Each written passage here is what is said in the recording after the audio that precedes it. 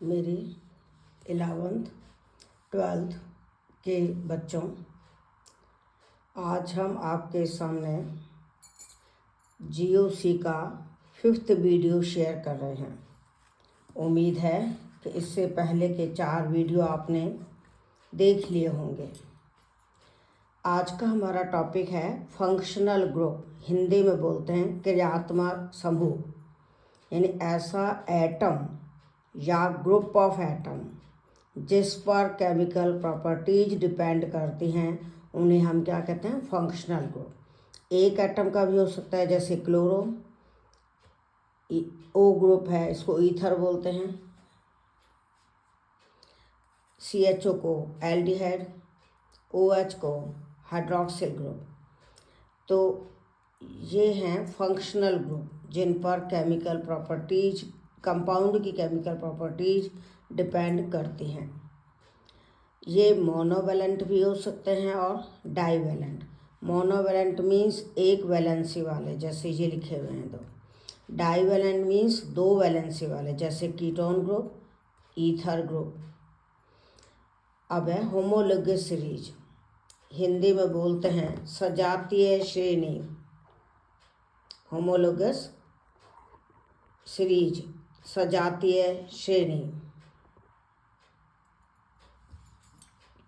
Homologous series का मतलब है कि ऑर्गेनिक कंपाउंड्स का एक ग्रुप या सीरीज जिनका जनरल फार्मूला सेम होता है, फंक्शनल ग्रुप सेम होता है, केमिकल प्रॉपर्टीज सेम होती हैं, फिजिकल प्रॉपर्टीज डिफरेंट होती हैं, मेथड्स ऑफ प्रिपरेशन सेम होती हैं, उनको हम होमोलोगस सीरीज कहेंगे। और जो मेंबर्स हैं उन्हें हम होमोलोगस मेंबर कहते हैं। एक होमोलोगस सीरीज के 2 सक्सेसिव मेंबर का मतलब है फर्स्ट सेकंड या सेकंड थर्ड या थर्ड फोर्थ, जिन उनके मॉलिक्यूलर फार्मूला में CH2 ग्रुप का डिफरेंस होता है और मॉलिक्यूलर वेट में 14 ग्रुप का डिफरेंस होता है। ये एग्जाम में पूछा जाता है। मेन होमोलोगस सीरीज ये हैं एल्केन्स, जिनमें सिंगल बॉन्ड होते हैं, एल्कीन्स जिनमें कार्बन कार्बन डबल बॉन्ड होता है, एल्काइंस जिनमें कार्बन कार्बन ट्रिपल बॉन्ड होता है, एल्काडाइन जिसमें 2 डबल बॉन्ड होते हैं, एल्कीनाइन जिसमें डबल बॉन्ड भी है, ट्रिपल बॉन्ड भी है, हेलो एल्केन्स जिनमें हेलोजन है, नाइट्रो एल्केन्स जिनमें NO2 ग्रुप है, एल्केनॉल जिनमें OH ग्रुप है, एल्केनैल जिनमें CHO ग्रुप है, एल्केनॉन जिनमें कीटोन ग्रुप है, एल्केनोइक एसिड जिसमें COH ग्रुप है, एमाइड जिसमें CONH2 ग्रुप है, अमीन्स जिसमें NH2 ग्रुप है, एल्केन सल्फोनिक एसिड जिसमें SO3H ग्रुप है। तो ये ग्रुप अलग अलग सीरीज में अलग अलग होते हैं। तो आपको एक साथ ये नहीं याद होंगे, आप रोज़ 4-4 होमोलोगस सीरीज याद करना, रोज़ 4-4 होमोलोगस सीरीज याद करना, ठीक है। अब है कॉमन नेम्स। कॉमन नेम मतलब जैसे आप लोगों के घर के नाम अलग होते हैं, स्कूल के नाम अलग होते हैं, इसी तरह ऑर्गेनिक कंपाउंड के कॉमन नेम, ये मान लो घर के नाम है जो अलग अलग सिटी में, शहर, कंट्री में अलग अलग हो सकता है, पर IUPAC नेम होता है जो पूरे वर्ल्ड में सेम है। तो कॉमन नेम्स या तो ओरिजिन के आधार पर दिए जाते हैं या कुछ प्रॉपर्टीज के आधार पर। जैसे HCOOH को फॉर्मिक एसिड कहते हैं। ये लाल चींटी फॉर्माइका, लाल चींटी को फॉर्माइका कहते हैं, रेड एंट को, उसमें सबसे पहले मिला था। अब ये जो फॉर्मूला लिखा मैंने, 3 कार्बन है, तीनों पर एक एक COH ग्रुप लगा हुआ है और बीच वाले कार्बन पर OH लगा है। इसको सिट्रिक एसिड कहते हैं क्योंकि ये सिट्रस फ्रूट्स में मिलता है। सिट्रस फ्रूट मतलब ऑरेंज, लेमन, मौसमी। CH3COOH को एसिटिक एसिड कहते हैं क्योंकि इसका नाम विनेगर से पड़ा है, क्योंकि विनेगर में एसिटिक एसिड होता है और विनेगर जो है वो एसिटिक एसिड का 5 to 10% डाइल्यूट सॉल्यूशन होता है। ये विनेगर प्रिजर्वेटिव के रूप में यूज होता है और इस विनेगर को लैटिन भाषा में एसिटम कहते हैं, जिससे इसका नाम रखा है एसिटिक एसिड। ये जो 4 कार्बन का एसिड है इसको ब्यूटायरिक एसिड कहते हैं।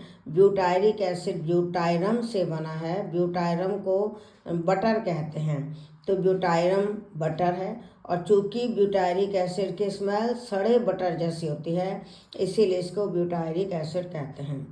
CH4 को, मीथेन को मार्श गैस कहते हैं, क्योंकि ये मार्शी एरिया में दलदली भूमि पर पाई जाती है। अब है IUPAC नेम्स। तो IUPAC का पूरा नाम पूछा जाता है तो international union of pure and applied chemistry. International union of pure and applied chemistry. तो ये IUPAC नेम जो है इसमें सिस्टमेटिक मेथड है और जो नेम्स हैं वो स्ट्रक्चर से रिलेटेड हैं और हर जगह एक ही नाम होता है। और IUPAC नेम बनाने के लिए कुछ रूल्स हैं, तो वो रूल्स हम आपको बता रहे हैं। फिर इन रूल्स को एग्जाम्पल्स में आप प्रैक्टिस करना तो आपको याद हो जाएंगे। क्या है, सबसे पहले हम कोई भी कंपाउंड का अगर नाम लिखना है तो पहले लंबी चेन देखेंगे कार्बन एटम के। पहले कार्बन एटम की लंबी चेन देखेंगे, लॉन्गेस्ट चेन रूल। दूसरा पॉइंट, चेन को नंबरिंग करेंगे और नंबरिंग इस तरह से करेंगे जिधर से या तो फंक्शनल ग्रुप नज़दीक हो या एल्काइल ग्रुप नज़दीक हो या डबल बॉन्ड ट्रिपल बॉन्ड नज़दीक हो, तो उस तरह से हम लोएस्ट नंबर रूल यानी लोएस्ट नंबर देंगे। फिर है अल्फ़ाबेटिकल ऑर्डर रूल, यानी अगर एक से ज़्यादा तरह के ग्रुप हैं, जैसे क्लोरो भी है, ब्रोमो भी है, आयोडो भी है, तो उनको हम अल्फ़ाबेटिकल ऑर्डर में लिखेंगे। इसी तरह इथाइल, मिथाइल, प्रोपाइल हैं तो इनको भी हम अल्फ़ाबेटिकल ऑर्डर में लिखेंगे। अगर 2 सेम ग्रुप हैं तो डाई लगाएंगे, 3 सेम ग्रुप हैं ट्राई लगाएंगे, 4 सेम ग्रुप हैं टेट्रा लगाएंगे, 5 सेम ग्रुप हैं पेंटा लगाएंगे। जैसे मान लो 2 Cl हैं तो डाई क्लोरो बोलेंगे, 2 OH हैं तो डाई ऑल बोलेंगे, 2 मिथाइल हैं तो डाई मिथाइल बोलेंगे। इस तरह से ये 2 डाई ट्राई टेट्रा आता है 2, 3, 4 के लिए। प्रेफिक्स आइसो एंड नियो ये पार्ट ऑफ एल्काइल ग्रुप माने जाते हैं। आइसो वाला जो भी एल्काइल ग्रुप है वो I से शुरू माना जाएगा। नियो वाला जो एल्काइल ग्रुप है ये N से शुरू माना जाएगा। ये चीज़ हमने इससे पहले वाले वीडियो में डिस्कस की थी। सेकेंडरी टर्शियरी को हम पार्ट ऑफ एल्काइल ग्रुप नहीं मानेंगे। मान लो सेकेंडरी ब्यूटाइल है तो हम B से शुरू मानेंगे, टर्शियरी ब्यूटाइल है तो B से शुरू मानेंगे। ये हमने एल्काइल ग्रुप आपको कल वाले वीडियो में बता दिए थे, यानी इससे पहले जो वीडियो शेयर किया था उसमें हमने आपको एल्काइल ग्रुप बता दिए थे। अगर 2 चेन इक्वल साइज के हैं, यानी इधर से गिनते हैं तो भी 7 कार्बन की चेन है और ऐसे गिनते हैं तो भी 7 कार्बन की चेन है और ऐसे कर्व्ड वाली लेते हैं तो भी 7 कार्बन की चेन है, तो हम उस चेन को लेंगे जिसमें ज़्यादा सब्स्टिट्यूएंट हों या ज़्यादा एल्काइल ग्रुप हों या ज़्यादा फंक्शनल ग्रुप हों, उस चेन को लेंगे। और अगर किसी कंपाउंड में रिंग है तो उसके लिए हम साइक्लो लगाएंगे। ये तो हुए रूल्स। अभी हम जो आपको रूल्स बता रहे हैं इनको आप अब एक एक 2 रूल्स के एग्जाम्पल्स क्लिक करना, प्रैक्टिस करना। आपकी बुक NCERT बुक में बहुत सारे एग्जाम्पल्स दिए हुए हैं तो उन्हें करना। कोई दिक्कत आएगी तो हम आपको बता देंगे। वैसे ये रूल्स आपको धीरे धीरे याद होंगे जब आप प्रैक्टिस करोगे। अब है वर्ड रूट एल्क क्या होता है, यानी लंबी चेन जो तुमने काउंट की है उसमें जितने कार्बन एटम हैं उसके आधार पर हम एल्क लिखते हैं। एल्क मतलब meth, eth, prop, but, pent, hex, hept, oct, non, dec. ये 1C का मतलब 1 कार्बन के लिए है, ये 2 कार्बन के लिए है, ये 3 कार्बन के लिए है। तो नीचे तो हमने कार्बन एटम का नंबर लिखा हुआ है, ऊपर उसके लिए जो एल्क वर्ड यूज होगा वो लिखा है और एल्क को हम वर्ड रूट कहते हैं। एक होता है सेकेंडरी प्रेफिक्स, यानी जो वर्ड रूट से पहले लगता है, तो ये है chloro, bromo, iodo, nitro, methyl, ethyl. और सेकेंडरी प्रेफिक्स के बाद लगता है प्राइमरी प्रेफिक्स, वो होता है साइक्लो, वो केवल रिंग वाले में होगा। अब प्राइमरी सफिक्स यानी वर्ड रूट के जस्ट बाद, प्राइमरी सफिक्स का मतलब वर्ड रूट के जस्ट बाद। तो एन कब लगाते हैं? जब कार्बन कार्बन सिंगल बॉन्ड हो। इन कब लगाएंगे? जब कार्बन कार्बन डबल बॉन्ड हो। आइन कब लगाएंगे? जब कार्बन कार्बन ट्रिपल बॉन्ड हो। डाइइन कब लगाएंगे? जब दो डबल बॉन्ड हो। डाइआइन मतलब दो ट्रिपल बॉन्ड हो। तो प्राइमरी सफिक्स मीन्स जो वर्ड रूट के जस्ट बाद में है। प्राइमरी प्रीफिक्स मीन्स जो वर्ड रूट से जस्ट पहले है। Secondary prefix means primary prefix से पहले है। और secondary suffix means primary suffix के बाद में है। तो secondary suffix according to functional group होगा। जैसे OH के लिए ऑल होता है, COOH के लिए ऑइक एसिड होता है, CHO के लिए एल होता है, COCl यानी OH की जगह Cl है तो ऑइक एसिड की जगह ऑयल क्लोराइड यानी इक एसिड की जगह एल क्लोराइड आएगा। तो अगर आपको ये चारों पांचों चीज़ें याद हो जाती हैं, फिर आपको ये क्रम याद हो जाता है कि बीच में तो वर्ड रूट लेना है। तो word root means alk, alk means कितने कार्बन है। उससे पहले आपको प्राइमरी प्रीफिक्स लेना है साइक्लो, उससे पहले सेकेंडरी प्रीफिक्स लेना है ये वाला, और प्राइमरी सफिक्स लेना है ये, और सेकेंडरी सफिक्स लेना है ये वाला। तो इस लाइन को याद कर लो। इस लाइन से आप सारे नोमेनक्लेचर कर लोगे। तो अब आप इस वीडियो को देखने के बाद NCERT में जितने भी एग्जाम्पल्स दे रखे हैं उन एग्जाम्पल्स को लो और इसके अकॉर्डिंग उनके नेम बनाओ। तो ये नेम तो तब बनेंगे जब एक फंक्शनल ग्रुप है जिसका सेकेंडरी सफिक्स लेना है। पर कई बार क्या होता है, एक से ज़्यादा फंक्शनल ग्रुप भी होते हैं। कंपाउंड में एक से ज़्यादा फंक्शनल ग्रुप होते हैं। उस केस में हमें क्या करना है? अगर एक से ज़्यादा फंक्शनल ग्रुप होते हैं तो उसके लिए आपको ये टेबल याद करनी है। प्रायोरिटी टेबल लिखा हुआ है, इस टेबल का नाम है प्रायोरिटी टेबल। तो ये टेबल आप याद करोगे। इस टेबल को याद करने का तरीका है कि रोज़ 8 फॉर्मूले का प्रैक्टिस करो। रोज़ मतलब आप 8 फॉर्मूले लिख लो, उसके नाम खुद बनाओ। और नाम बनाने के लिए इस टेबल का सहारा लेना, और जब प्रैक्टिस कर लोगे तो आपको ये अपने आप याद हो जाएंगे। और ये जो ग्रुप्स हैं, यहाँ से कार्बोक्सिलिक एसिड से लेके यहाँ तक, ये जो फंक्शनल ग्रुप हैं इनका प्रायोरिटी ऑर्डर है। यानी ये सबसे कम नंबर इसको मिलेगा और इसको हम मेन ग्रुप मानेंगे। जिसको मेन ग्रुप मानेंगे उसका सफिक्स लेंगे। फिर अगर इसके साथ ये है तो इसका तो मेन ग्रुप यानी सफिक्स होगा और इसका प्रीफिक्स, यानी ऊपर वाले फंक्शनल ग्रुप का सफिक्स लेना है, नीचे वाले का प्रीफिक्स। आपको हर फंक्शनल ग्रुप के दो याद रखना है, प्रीफिक्स भी और सफिक्स भी। लेकिन अगर ये दो फंक्शनल ग्रुप हैं तो आप इसका तो सफिक्स लेना, इसका प्रीफिक्स लेना। अगर ये दो ग्रुप हैं तो इसका सफिक्स, इसका प्रीफिक्स। अगर ये दो ग्रुप हैं इसका सफिक्स, इसका प्रीफिक्स। ये दो हैं, ये सफिक्स, ये प्रीफिक्स। ये दो हैं, ये सफिक्स, ये प्रीफिक्स।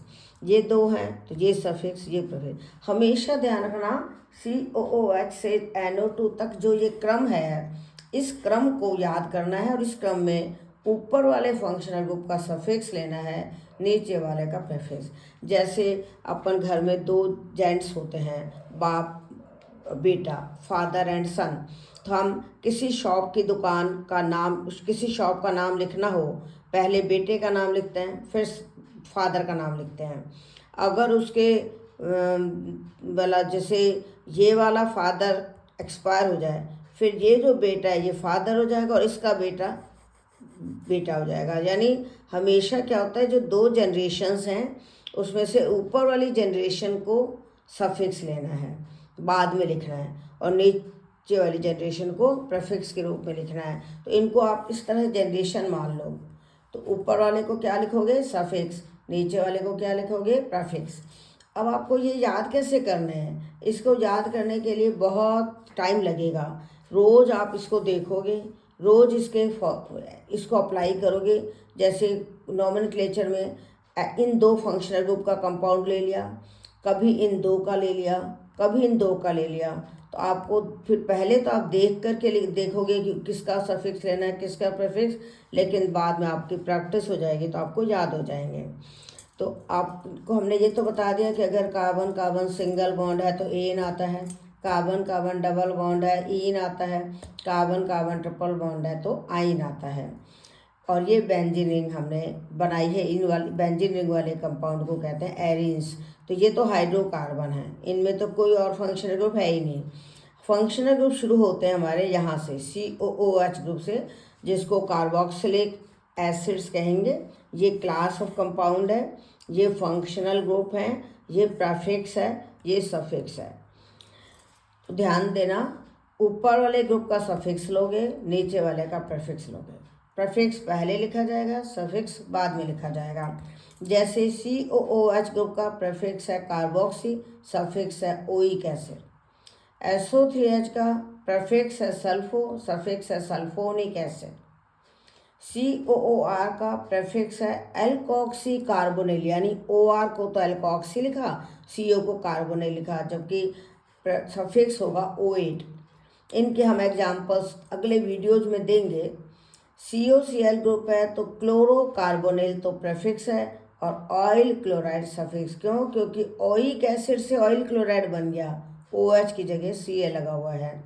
OH की जगह NH2 हो, CONH2, तो इसको कार्बामॉइल भी कहते हैं, अमाइडो भी कहते हैं प्रीफिक्स में, लेकिन सफिक्स में इसको अमाइड कहेंगे, यानी एक एसिड हटा के अमाइड बन जाएगा, एल्केन अमाइड। CN ग्रुप है, साइनाइड हैं। देखो ये कार्बोक्सिलिक एसिड हैं, ये सल्फोनिक एसिड हैं, ये एस्टर हैं, ये एसिड क्लोराइड हैं, ये एसिड अमाइड हैं और ये साइनाइड हैं। साइनाइड में CN फंक्शनल ग्रुप होता है, इसका प्रीफिक्स तो होता है साइनो, सफिक्स होता है O नाइट्राइल। एल्डिहाइड में CHO तो होता है फंक्शनल ग्रुप। आपका हर एक के ऊपर एक एक क्वेश्चन तो ये बन गया कि इसमें कौन सा फंक्शनल ग्रुप है, इसमें कौन सा फंक्शनल ग्रुप है, इसमें कौन सा। तो इस तरह के भी क्वेश्चन बन सकते हैं। फिर ये भी आ सकता है कि इस ग्रुप के लिए प्रीफिक्स क्या यूज करते हैं, सफिक्स क्या यूज करते हैं। ये भी आ सकता है कि अगर ये दो ग्रुप हैं तो किसको सफिक्स लोगे, किसको प्रीफिक्स लोगे। ये भी आ सकता है कि ऑर्गेनिक कंपाउंड दे दे और उसका नाम बना ले, तो यानी ऑर्गेनिक कंपाउंड का नाम भी लिखवा सकता है। कौन सा ग्रुप सफिक्स होगा, कौन सा प्रीफिक्स, ये भी पूछ सकता है। किस ग्रुप के लिए कौन सा प्रीफिक्स है, ये भी पूछ सकते हैं। किस ग्रुप के लिए कौन सा सफिक्स है, ये भी पूछ सकते हैं। तो CHO ग्रुप वाले को बोलते हैं एल्डिहाइड। इसमें ऑक्सो या फॉर्मिल तो प्रीफिक्स है, एल सफिक्स है। कीटोन में CO फंक्शनल ग्रुप होता है, कीटो या ऑक्सो तो प्रीफिक्स है, ऑन सफिक्स है। अल्कोहल में OH फंक्शनल ग्रुप है, हाइड्रोक्सी प्रीफिक्स है, ऑल फंक्शनल ग्रुप है, सफिक्स है। अमीन्स में NH2 ग्रुप होता है, अमीनो प्रीफिक्स है, अमीन सफिक्स है। ईथर और नाइट्रो ग्रुप ये दो हैं। ईथर में ROR जनरल फार्मूला होता है, इसको एल्कोक्सी प्रीफिक्स लेते हैं और एल्केन बचा रहेगा और इसको बोलते हैं नाइट्रो एल्केन, इनका प्रीफिक्स। ये दो ग्रुप ऐसे हैं जिनको केवल प्रीफिक्स के रूप में लेना, सफिक्स है ही नहीं। नाइट्रो, एक आप NO लिख सकते हो, नाइट्रोसो, NO, इसको बोलते हैं नाइट्रोसो, इसका भी सफिक्स नहीं है, तो ये हम बोलेंगे नाइट्रोसो कंपाउंड।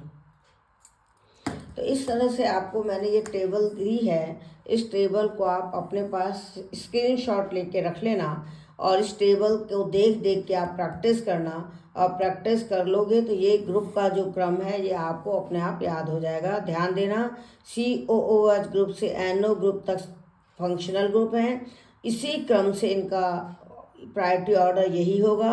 ऊपर वाला सफिक्स होगा, नीचे वाला प्रीफिक्स। हमेशा ध्यान रखना, ऊपर वाले का सफिक्स, नीचे वाले का प्रीफिक्स लेंगे। और ये तब काम आएगा जब एक से ज़्यादा फंक्शनल ग्रुप हैं, और अगर दो सेम फंक्शनल ग्रुप हैं तो मैंने आपसे कहा था डाई लगेगा, 3 सेम फंक्शनल ग्रुप हैं ट्राई लगेगा, 4 के लिए टेट्रा लगेगा। जैसे 2 OH हैं तो डाई ऑल बोलेंगे, 3 OH हैं तो ट्राई ऑल बोलेंगे। तो ये हमने आज आपको GOC का 5th वीडियो शेयर किया है। आप GOC के सारे वीडियोज इस नंबर से 1 by 1 अगर देख लोगे तो आपको ऑर्गेनिक केमिस्ट्री बहुत आसान लगेगी और आप पढ़िए, जो भी फीडबैक देना हो आप कमेंट में लिखिए। जिस कंपाउंड का नाम नहीं बनता हो वो आप कमेंट में लिख के पूछ सकते हैं। All the best, thank you, Ram Ram.